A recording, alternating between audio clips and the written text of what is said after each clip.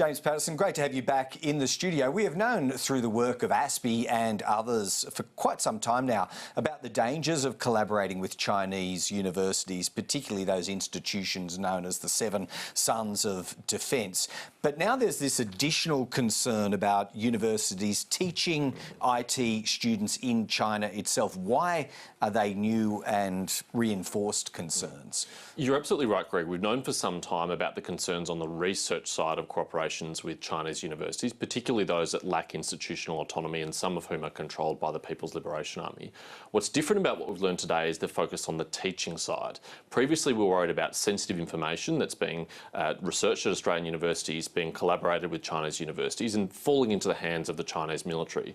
Now what we're concerned about is potentially upskilling at scale Chinese students in China with offensive cyber hacking techniques and tactics who then may go on to work for Chinese intelligence agencies to threaten us after we've trained them. But is it exclusively us? I mean, cyber skills are universal. Many countries, I imagine, sell these types of services online into China. What evidence is there that students trained by Australian teachers online might unleash their skills on Australia specifically? Well, the Ministry of State Security and the People's Liberation Army's cyber unit are major employers of cybersecurity graduates in China. That's uncontroversial. And we appear to be training them potentially in the thousands.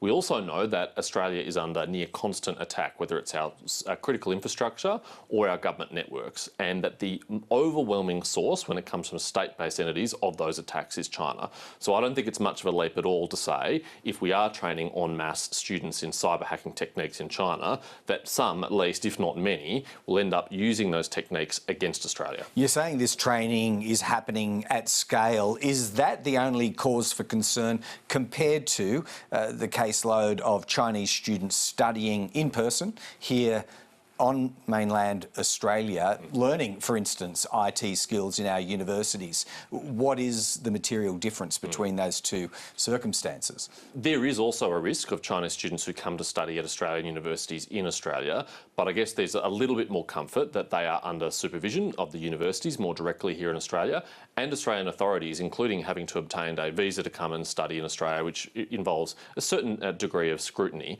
There's obviously no scrutiny, no control and no oversight at all of students studying overseas. So I'm not saying it's not a concern onshore, it's just a much bigger problem offshore. Is this illegal in any sense? I don't believe it is illegal. I believe it will fall under the Foreign Arrangements Scheme, which the Foreign Minister has the power to cancel or veto any of these agreements if they believe it's not in the national interest. And it should also fall under the purview of the University's Foreign Interference Task Force. But as far as I can tell, it hasn't been picked up by it, and that is a concern and why I want the government to urgently investigate it. So the conduct of universities, they acknowledge themselves here in Australia that they are very much at the front line of foreign interference. That's come across in recent hearings. What should they be doing? Well, the ASIO Director General, Mike Burgess, has been very clear about this, that universities are on the front line and are being targeted. And I agree, universities are much better than where they were 5 years ago in terms of their awareness of that. I still think there is some naivety in the university sector that, for example, a defence that's been put forward today is that, well, if we don't teach them this, other people will teach them it, and it's freely available information. Well, that doesn't give me much comfort as someone who's a steward of Australian taxpayers' money, that our taxpayer dollars should be going to subsidise this activity. It just shouldn't be happening at all. Is it clear that that is happening? Might these courses not be self-funding and, in fact, profitable for Australian universities? Well, the academics who are teaching these courses have their salaries funded in part by Australian taxpayer financing and also by Australian student fees. They may also earn an income for the university, but that doesn't make it any more comfortable for me that an Australian university funded by Australian taxpayers could be involved in this. All right, one final one, James Patterson, while we've got you. China's People's National Congress is underway and it's rubber-stamped President Xi into another term. He's made a bunch of announcements at the Congress. One is a substantial 12% boost for Chinese diplomacy around the world. Often diplomacy is seen as insurance against some future move. Do you view it that way? And if so, what future move? It is an interesting development also in the context of lower than expected forecast growth in China and increases investment in military activities and also domestic security. security, it does appear that the Chinese government is investing across the board in its national security and foreign policy apparatus.